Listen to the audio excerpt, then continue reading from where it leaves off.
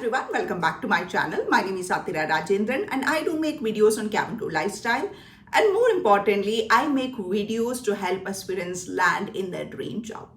So the last video I have made was on Akasa Air.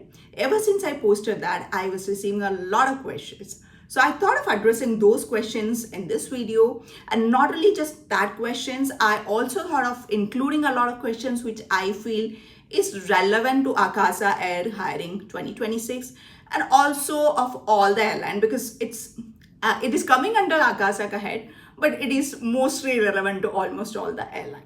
So stay with me till the end because I am going to give you tips that will improve your chances of getting hired. So the first question that I was receiving was like, I have done this course, I've done that course, whether I can apply to this. The simple answer is yes. The requirement for Akasa or any other airline is just 10 plus 2. So it doesn't matter which stream you have done in your 12th or which stream that you have pursued your graduation. They just need 10 plus 2, and your stream really doesn't matter. What matters is your confidence and your personality. So if you're just 10 plus 2 and you have a very good personality and a very good command over English, you have higher chances of getting into any of the airline. And graduation is not just waste. If you have graduation in any stream or you have higher qualification, it is always advisable, it is always good to have them, but it is not required in any of the airlines. So that was the first question that I would like to address. And the second one was regarding the age. So age is basically from 18 to 28 for complete freshers, and for experienced cabin crew, they are hiring till 35 years of age, which is actually good. If you're planning to switch, you can do that till 35 years of age. And then the third question, which I was frequently getting, was regarding the height criteria. So as you know, Akasa is one such airline in the country which is hiring male cabin crew as of now. Most of the airlines have stopped doing that, which is really sad because a lot of aspirants are waiting to be a cabin crew and they're not getting enough chances in the country. But Akasa is an exception, they are hiring.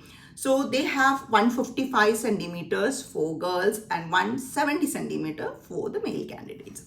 So that is how the height criteria goes.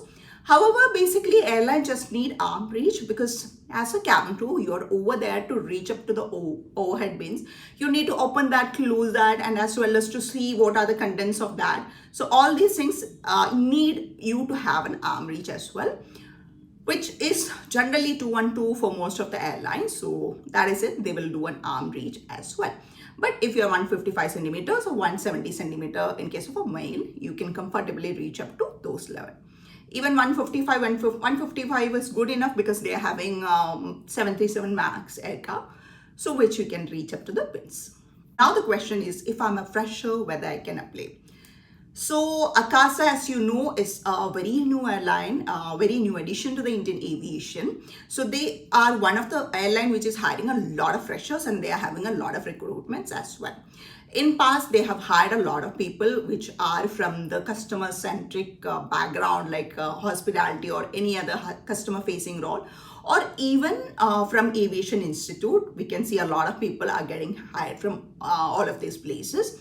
But if you're a complete total fresher who has not have any customer-centric face experience, or you have not have any experience, or you have not have studied in any of the Aviation Institute, fret not. You can still do that because the requirement is just 10 plus 2 with a good personality and communication. So if you have that, definitely you can go ahead and apply to Akasa Air. Most frequently asked, as well as the most interesting part about the interview, is the perks that you're supposed to get in Akasa Air. This is straight from their notification. It says, like, if you are hired in your training phase, if you're a fresher, you're supposed to get 18,000 rupees per month, and if you are an experienced cabin crew, you can get up to 25,000 rupees. Your training will be generally for 2 to 3 months, and during this period also you can avail the free leisure travel tickets. So leisure travel is basically provided to your family members. Akasa is including Akasa let you include 6 of your family members, close relatives, and plus your live-in partner.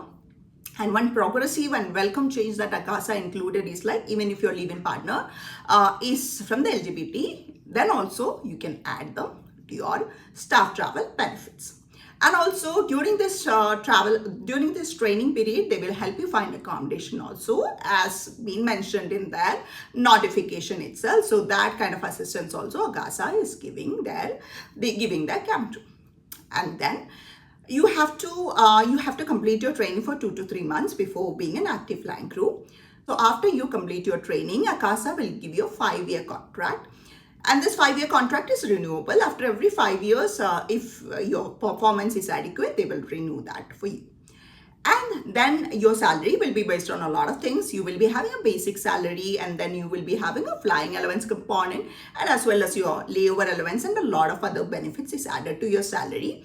And all that components will add up to around 55 to 60K for a fresher cabin crew, and an experienced cabin crew can earn more, because the pay for flying hours is more for the experienced cabin crew. As you climb up the ladder, you are expected to get more. So that is how a fresher is expected to get paid in Akasa Air. Again, if you fly more, you will be earning more. That is how it is here in aviation. So that is the basic perks and all in Akasa that you're expected to get. So your labor allowance will be 500 rupees. So if your base station, say it is Bangalore, if you're going to some other station and if you're staying there as a part of your duty, then every day you spend over there, you will be paid for 500 rupees. So that is your layover allowance. And then they are paying you 350 rupees as your dead-head allowance. Dead-head allowance is basically if you're traveling from one place to another for company, but you're not operating that flight, that is called a deadhead. Maybe positioning that the company wants you to operate a flight from there, so they're positioning you from here to there. So that part is every hour you will be paid 350 rupees. So that is a dead-head allowance. Now the question is, what kind of training that I'm expected to receive after becoming a cabin crew? So you will be sent to an intensive 2 to 3 months training after clearing your interview, as well as all the DGCA stipulated medical. So you will be sending to a regressive cabin crew training, where you will be undergoing a lot of training, which is again stipulated by the Director General of Civil Aviation, like safety training in safety and emergency procedures, your evacuation drills, and then you will be undergoing first aid training, DGR training, as well as your AFSET training. So these are the stipulated training by DGCA. You also are supposed to undergo trainings by your company, where the company will train you on their service procedures. Each company will have different service procedures, so they will train you accordingly, depending on the kind of service the airline is offering. So that kind of training is also there. So all this will be completed in 2 to 3 months, and after that they will be sent to your base as an active flying crew, provided if you're clearing all these examinations, because in all these mandatory trainings you will be having an examination, and it is imperative that you have to clear it for you to be an active flying crew. So after you clear it, you will be sent to your base to fly as a cabin crew. So that is regarding your training to be a cabin crew. Now the most important thing, which I have also discussed in the last video, is regarding the selection process. So in the notification, they are saying like they will conduct interviews online as well as offline. So the offline interview generally is like they will be sending an invite. Both are invite based basically. So they will send an invite either for an online interview or for an offline interview. If it is for an offline interview, you have to reach your interview venue, the assessment venue, on the date and day that is mentioned on the invite. If it is an online interview, then you will receive a link, maybe a Zoom link, where you can attend the interview and then you can submit it. So talking about the offline interview, it is basically consisting of 2-3 rounds. The first one will be your self-introduction, where you will be asked to introduce yourself, and you have to give it very confidently, where your personality will be assessed, your confidence will be assessed, as well as your communication skills will be assessed. So if you are clearing that round, then you will be going for a GD round. In GD round, so we have already seen how confident a person is. So in aviation, it is not just being confident, because a cabin crew, a set of cabin crew which goes for a particular flight is actually a team. So they are supposed to work together. So they really need people who are good team players. So in the GD round, you will be given a lot of situations that are suited so that they can assess what kind of a person you are, as in whether you are a person who listens to others, whether you're a person who is letting others speak, or you're a person who is taking all the limelight, not letting anybody to speak. So even if you are confident, even if you have a good communication skills, airlines really don't need those kind of people who kind of like dominate everywhere and not let others speak or not let others to do their work. So being a team player is very important in GD round. That skill of yours is being tested. And then if you're clearing these two rounds, then there will be an HR round. In the HR round, basically they will ask you a couple of questions like, why do you want to be a cabin crew? And then they may ask you why Akasa in particular. And then tell us about a situation that you handled a difficult customer, or how you will, if you don't have any experience at all, how you will deal with a difficult customer. So a lot of questions of this sort will be asked. So I will be making more on that. I was actually planning to make video on that only. I promised that in the last video. Then I started getting a lot of questions. So that is the time I decided to address this first. So the next video will be on your self-introduction and the frequently asked questions over there. So that I will do next. So all these questions will be asked in your third round. So if you're clearing that round as well, the HR round as well, then you have to undergo medical test and all. The cost will be either initially borne by you or will be reimbursed by the company, or the company will take care of it. Basically, company will take care of it, whether you initially have to pay it or not. Sometimes it's sent to a facility whether they have tie-up with, so that you don't have to pay anything. If at all you're going to a place and doing it by yourself, the company will definitely give you the money. So that is how it is. Now, that is all about the whole questions that I have received, and I have tried to address all of them. If I have missed something, I'll include that in the next video that I'm making. Now, the tips that I was talking about. So in order to clear not only just Akasa Air, any of the airline, the first thing that you need is your communication skill. So work on your communication skill.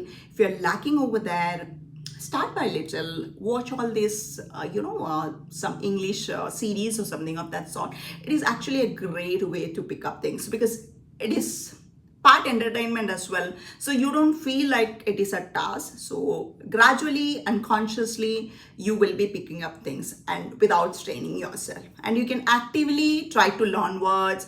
You can actively practice by talking with your friends or something of that like. Even if you don't have any friends, because having a friend or a buddy is a great way. Even if you don't have, you can speak to the mirror, especially your self-introduction.